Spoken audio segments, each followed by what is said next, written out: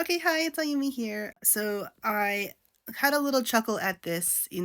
I understand that TikTok is the young person's app, and I am a millennial, but this did make me, chuckle a little bit. So I do want to kind of technically answer this question. I did already reply in a comment as well, but also I thought this would be a great opportunity to talk about how I got into PreCure. Especially since I seem to have a lot more attention in the past few days, which thank you so much. Oh my gosh, how I discovered PreCure Splash Star, and all that good stuff. Yeah, my name is Ayumi, so I am Japanese and American, and I was born in Japan, but I moved to the US as a child, and then I moved back to Japan almost 10 years ago.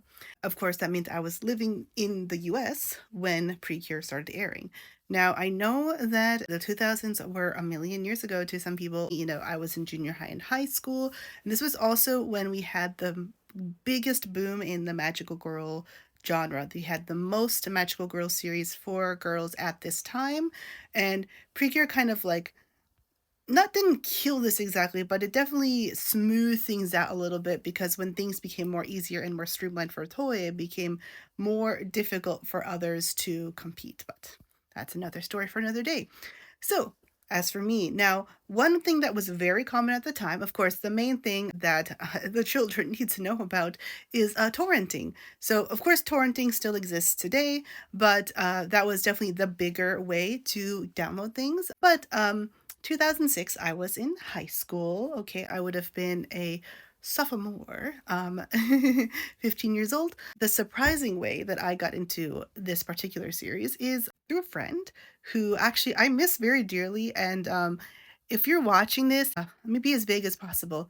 If your initials were, well, BZ in high school, you probably have different initials now based on what I know about you from that time. I would love to get in contact with you again because I keep trying to find you online and I haven't heard from you or seen any sign of you being alive since 2020. But anyway, so I had a good friend who was a self-described weeb and was honestly my only weeb friend. And this is like a whole thing, being Japanese. Weeb is a bad word, okay? Like weeb is not something you should ever have reclaimed, I swear to God. But yeah, this was like early times of using weeb or weeaboo or whatever to describe someone who was obsessed with Japan. And this was like the only one who was like cool and respectful about it, like in to a certain degree where like I was allowed to call them out and stuff. But anyway, they were a big fan of the show Gintama, which is a comedy series, and that series did a parody of the original PreCure, Futariwa PreCure. My friend watched that particular thing and said, Ayumi, I think you might like this because this seems to be a magical girl series. Have you checked this out yet? And I was like, oh no, I haven't. Let me look it up. Splash Star was airing. And so this is a series I actually started watching first. I didn't watch the original duo. No offense to Nagisa and Honoka because they are great. But for me, Saki and Mai were just made for me because I used to play baseball and I'm an artist. Plus, I was literally going to an art school. It was like, oh, this magical girl series is made for me. And their dynamic together is so lovely. I became obsessed immediately. I have strong feelings about the writing of Splash Star. This was the very first season written by Yoshimi Narita, who went on to do more seasons of PreCure, of course, and I think is definitely one of the most prolific and strongest writers for PreCure, who understands the assignment, and especially the assignment at the time, because how she wrote her earlier seasons is different from how she wrote her later work, including Wonderful PreCure. So this season, really got to me. And the way that I was able to watch it, well, you could still download the episodes, etc., from torrenting websites and so on.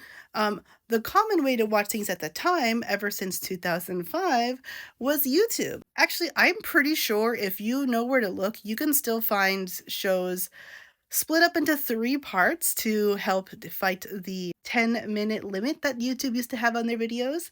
So for many millennials, this was like a very core part of watching a lot of shows, not just animation from Japan. And then even when I wasn't able to watch every single episode, I was always keeping up with what was going on story-wise.